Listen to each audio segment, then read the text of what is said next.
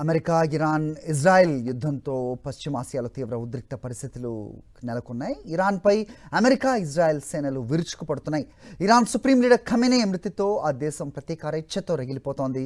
ఈ క్రమంలోనే గల్ఫ్ దేశాలపై మిజైల్స్, డ్రోన్స్తో అటాక్ చేస్తోంది టెహరాన్. అత్యాధునిక మిజైల్స్, డ్రోన్స్తో తన దాడులను ఉధృతం చేసింది.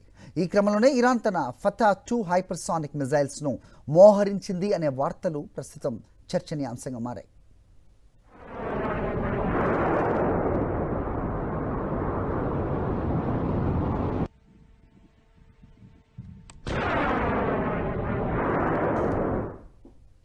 ప్రతీకారంతో రగిలిపోతున్న ఇరాన్ ఫతా-2 మిజైల్స్ను మోహరించినట్టుగా సోషల్ మీడియాలో వీడియోలు వైరల్గా మారాయి.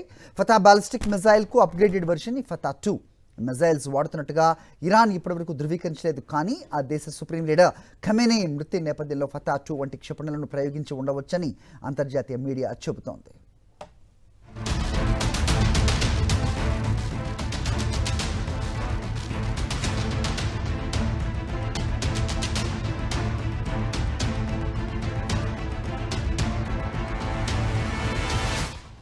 ఫతా-2 ఇరాన్ అభివృద్ధి చేసిన అత్యంత అధునాతన హైపర్సానిక్ గ్లైడ్ వెహికల్ మిసైల్.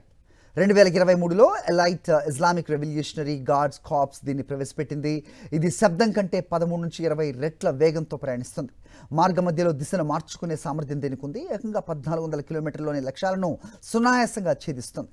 200 కిలోల వార్ హెడ్ను మోసే సత్తా దీనికి ఉంది. సంప్రదాయ క్షిపణి రక్షణ వ్యవస్థల నుంచి కూడా ఇది తప్పించుకుని దాడులు చేస్తుంది.